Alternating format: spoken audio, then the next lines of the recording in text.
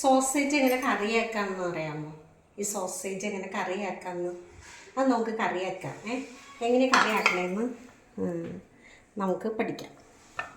നോക്കി, ഇതാണ് ആദ്യം വേണ്ട. ഇത്രയും സാധനങ്ങൾ വേണം. അതിൽ സോസേജ് നമുക്ക് അരിഞ്ഞെടുക്കണം. ഇതെങ്ങനെ അങ്ങ് അരിഞ്ഞാൽ മതി സോസേജ്.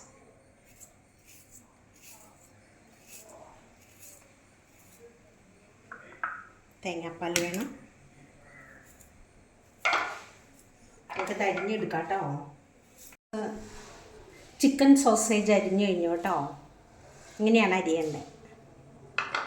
ഇനി നമുക്ക് ഈ സാധനങ്ങളെല്ലാം എന്തൊക്കെയുണ്ടെന്ന് നോക്കി. തക്കാളി, വേപ്പില, ഇഞ്ചി,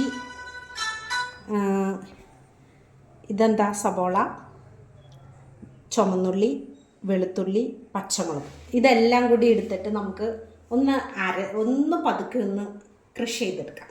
ക്രഷ് ചെയ്ത് വെച്ചാട്ടാ. ഇത് നോക്കി.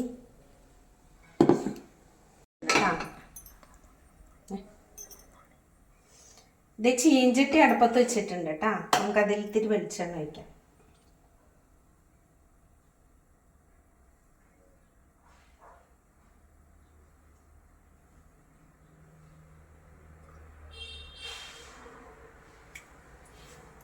വെളിച്ചെണ്ണ ചൂടാവട്ടെ കേട്ടാ.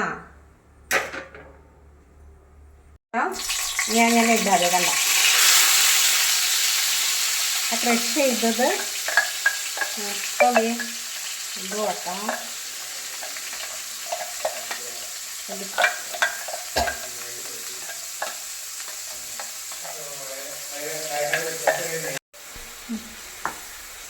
രണ്ട് മിനിറ്റ് നമുക്കൊന്ന് ഇളക്കിക്കൊണ്ടിരിക്കാം.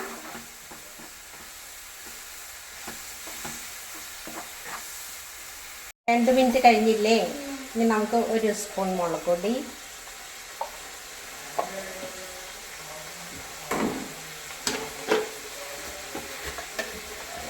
ഒരു സ്പൂൺ മഞ്ഞൾപ്പൊടി,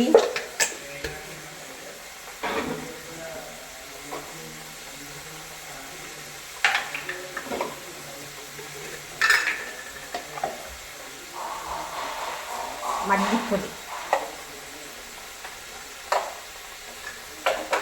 ഇത്ര ഇട്ടിട്ട് നമുക്ക് ഇളക്കി എടുക്കാം കേട്ടോ.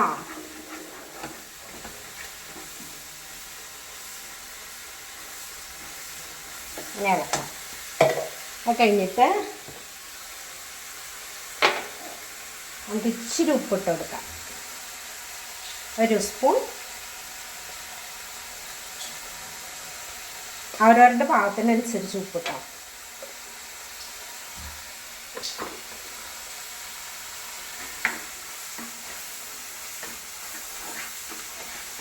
എന്നിട്ട് ഇങ്ങനെ ഇളക്കിക്കൊണ്ടിരിക്കുക. കുറച്ച് വേപ്പിലിട്ട് കൊടുക്കാം കേട്ടോ. വേപ്പിലിട്ട് കൊടുത്ത് കഴിഞ്ഞിട്ട് കുറച്ച് തേങ്ങാപ്പാൽ ഒഴിച്ച് കൊടുക്കാം.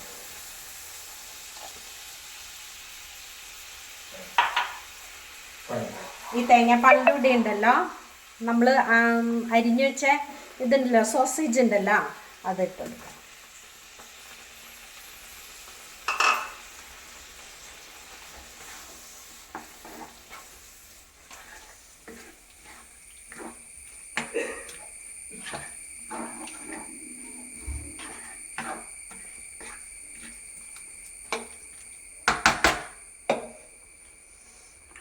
ഒരു ഇത്തിരിയും കൂടി ഒഴിച്ചു കൊടുക്കാം കേട്ടോ. കുറുകുറുന്നാവും കേട്ടോ.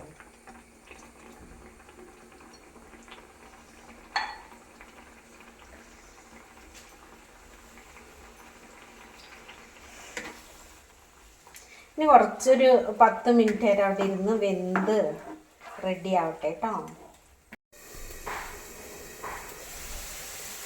എടുക്കണ ഇതൊന്ന് വെന്തോ നോക്കട്ടോ. ഓൾറെഡി ഇത് വെന്ത സാധനമാണ്. നമ്മൾ എന്നാലും കുറച്ചൊന്ന് എല്ലാം നമ്മുടെ അരപ്പൊക്കെ ഒന്ന് പാകാവാൻ വേണ്ടിയിട്ട് ഒന്നും കൂടി ഒന്ന് വെച്ചൊന്നേ ഉള്ളൂ. ഈ സംഭവം കിട്ടുന്നത് വെന്ത സാധനം തന്നെയാണ് കേട്ടോ. ഒരു 5 മിനിറ്റ് ഇതിലേക്ക് നമുക്ക് കുറച്ച് മസാലപ്പൊടി ഇടാം കേട്ടോ. ഇതെന്താ മസാലപ്പൊടി എന്ന് അറിയാമോ?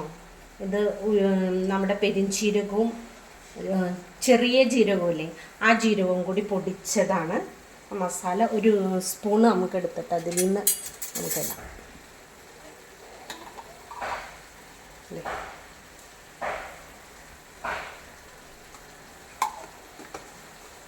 എൻ്റെ പണി കഴിഞ്ഞു കേട്ടോ. ചിക്കൻ സോസേജ് നമുക്ക് റെഡി ആയി കഴിഞ്ഞു.